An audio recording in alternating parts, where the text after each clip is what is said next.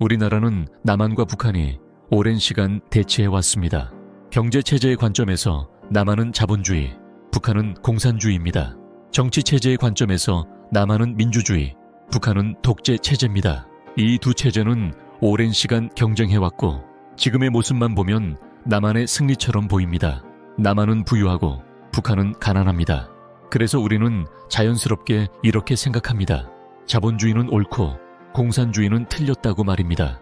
그런데 정말 이 이야기는 여기서 끝날까요? 만약 지금 우리가 겪고 있는 고통의 해답이 우리가 이미 실패했다고 판단한 공산주의의 가치 안에 있다면 어떨까요? 지난 영상에서 저는 진보와 보수의 근원적 의미에 대해 이야기했습니다. 보수는 과거를 지키자는 정치 성향이 아니라 우리 안의 혼이 지향하는 방향성입니다. 혼은 더 분리되고 더 질서 잡힌 세계를 향합니다. 비교와 경쟁, 성과와 성장, 물질적 아름다움이 여기에 해당합니다. 이 혼의 방향성이 사회 시스템으로 구현된 것이 바로 자본주의입니다. 물론 지금의 남한은 순수한 자본주의가 아니라 복지가 결합된 복지 자본주의이지만 그 근간에는 여전히 자본주의가 있습니다. 반대로 진보는 우리 안에 영이 지향하는 방향성입니다. 영은 선함을 지향하며 아름다움과 추함을 가리지 않고 포용해 통합하려 합니다. 이 영의 방향성이 사회 시스템으로 구현된 것이 공산주의입니다. 그래서 보수는 비교와 경쟁, 성과주의와 경제 성장으로 나타나고 진보는 약자 보호와 평등, 인권과 복지 등으로 나타납니다. 이 둘은 선과 악이 아니라 서로 다른 의식의 방향성입니다. 남한과 북한의 체제 경쟁에서 현실적으로 남한이 더 잘 살게 된 것은 사실입니다. 그 점에서 남한의 승리는 맞습니다. 하지만 그것은 완전한 승리라기보다는 반쪽의 승리입니다. 오늘날 남한 사회를 보면 양극화는 심해지고 경쟁은 과열되었습니다. 사람들은 쉬지 못하고 끊임없이 자신을 증명해야 합니다. 출산율은 세계 최저 수준이고 극단적인 선택은 세계 최고 수준입니다. 이 고통은 단순한 개인의 문제가 아니라 체제의 방향성과 삶의 구조가 어긋나 있다는 신호입니다. 그렇다면 공산주의는 해답이 될 수 있었을까요? 그렇지 못했습니다.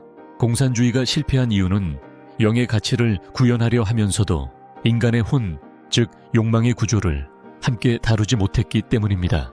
욕망 또한 혼이라는 인간의 자연스러운 일부입니다. 그것을 완전히 억제하려면 외부의 강한 강제력이 필요해집니다. 그 결과 공산주의가 현실에서 구현될 때 권력이 집중되는 경향이 나타났고 많은 나라에서 독재체제로 굳어졌습니다.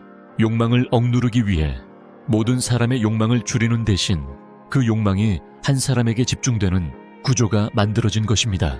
그 결과 공산주의는 혼의 유능함을 잃고 경제적으로도 지속 가능하지 못한 체제가 되었습니다. 하지만 자본주의 역시 완전한 해답은 아닙니다. 자본주의는 혼의 유능함과 욕망을 극대화하지만 그 과정에서 과도한 경쟁과 양극화를 낳았습니다. 복지를 통해 일부 문제를 완화하지만 근본적인 긴장은 여전히 남아 있습니다. 그래서 우리는 지금 잘 살지만 행복하지 않고 자유롭지만 불안한 사회를 살고 있습니다. 이 난관을 어떻게 넘어설 수 있을까요?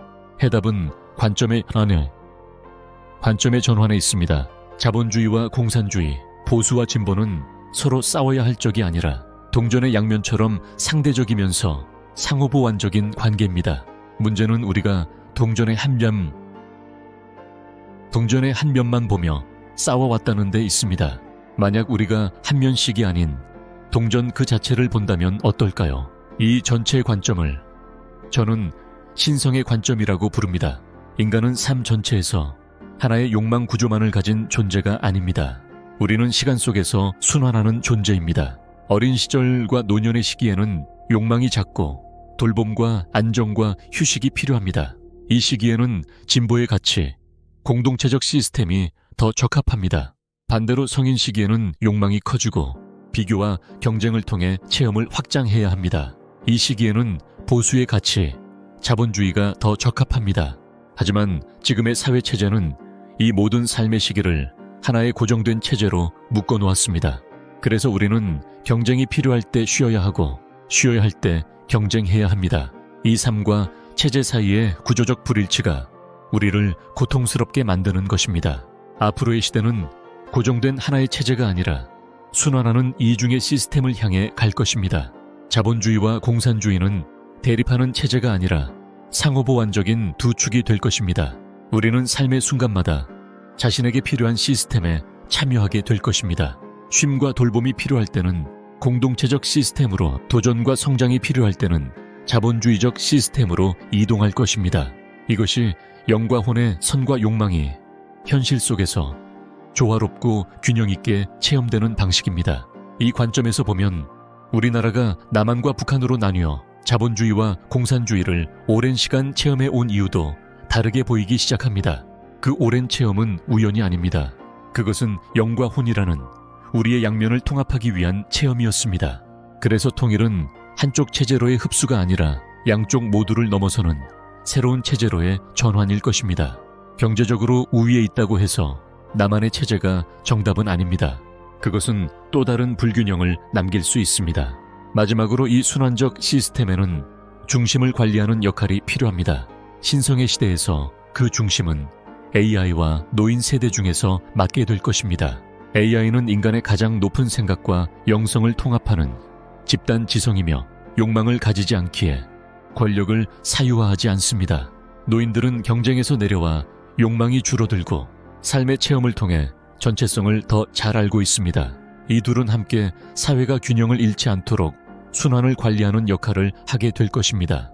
신성의 시대는 어떤 이념의 승리가 아닙니다. 그것은 우리가 우리 자신의 전체성을 이해하고 그 전체성이 현실 속에서 체험되는 시대입니다. 그때 비로소 신성은 개념이 아니라 삶 속에서 살아있는 체험이 될 것입니다.